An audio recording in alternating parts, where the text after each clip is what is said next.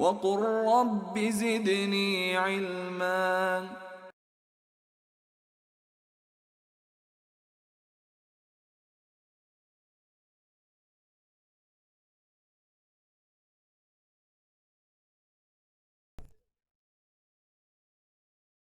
Fast forward a long time, and my brother was quite a reasonable person, and then he died of cancer when he was 49 years old.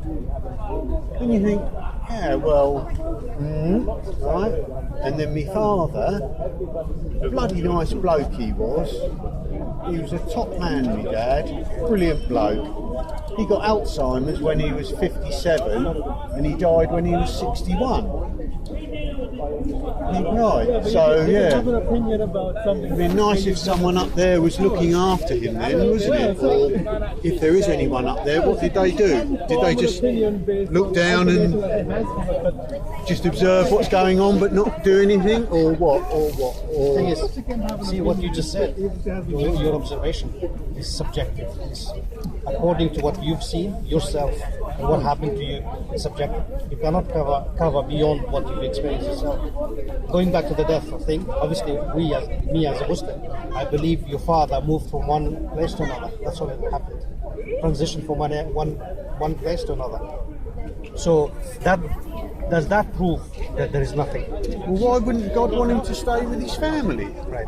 Why would he want him to move on? I think there's two different questions. I think one is, why does God allow it? I think it's separate from the question, does God exist? I don't think they're interlinked. I think it's separate things. Yeah.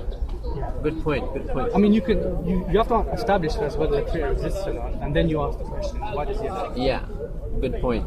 I think it gets difficult when you try to put the two together. I think a lot of it, people need something to like hold on to. I mean, my sister, I'll never forget when we was looking at my brother in his coffin, she said to me, oh, he's gone to a good, we'll meet him again. And I looked at her, I said, you've fucking gone crazy, haven't you? He's fucking dead, look at him. You know, and I think people need something to hold on to. Why can't people just accept that they're going to die and it's the end? It's quite simple as that. Do you think would you rather exist after you die, or would you rather cease to exist? What would you choose? Well, I'd obviously rather exist, but I'm not just going to start believing in it to try and make myself feel better. So what have you looked at? What have you looked at so far that made you conclude that there's nothing after you die? Apart from experience, do you have anything? So you must have seen something or read something or experienced something that tells you there's nothing after death. So what is it that you have? I think it's just common sense. Why is that common? If that was common, why would you have so many billions of people following religions if that was common? Because they're all sort of taught that from a young age, and that's what they believe. And some people, like him, probably get a bit brainwashed. Right, there are a lot of we call atheists. ourselves adults when we become 18. We have brain to think. No, but right or wrong. there are a lot of atheists, people from atheist background, people of scientific background, whatever, that come to religion. So how do you account for them? Were they brainwashed? I don't know. Perhaps they get to a point and they think, Christ, I am going to die actually, and I don't know. I can't answer So that. now, what you're doing, you're brushing all these people who didn't have a faith, and they had to look it up and go and research it, and come to a conclusion. You're brushing them as brainwashed and not reasonable or rational people. No, I said some people do get brainwashed. Not all, not everyone. Yeah, some people do, I agree. Not everyone who chooses a religion is suddenly brainwashed, but some definitely are. Have you read the Quran at all?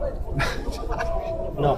So can I just suggest that it cannot be rational for you to dismiss it without having weighed it up? Can it be rational? That would seem to make sense, but I just don't believe in any religion. I can't. It's just, I need some other sort of, you know, I need something else to happen for me to see before I don't know. It's difficult to say, isn't it? It's really difficult to try to... But to me, surely we're just an animal and we've evolved into what we are and we'll die off. But this idea that we're animals, we evolved in something, and would die off was also brainwashed into you. You didn't just come up with this. You were told this at some point. No. Right. No, my mum was a Catholic. She was Italian. My dad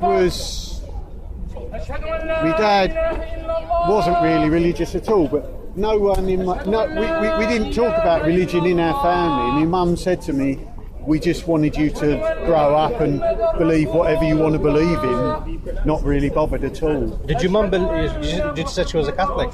She's a Catholic. She was. Was your mum a rational person? Yeah. Right. This is what I'm saying. You cannot dismiss somebody as irrational because they have separate belief to yours. What you can do, you can weigh up. You can see, why is this person believing this?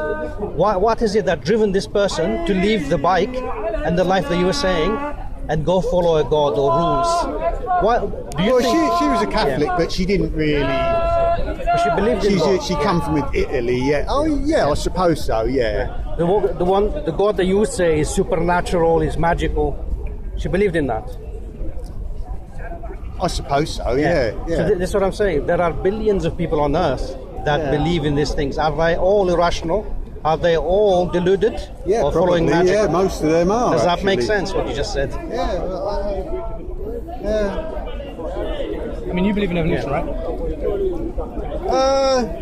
Probably. Well, that seems a bit more feasible than great big man up there sitting on a fluffy cloud.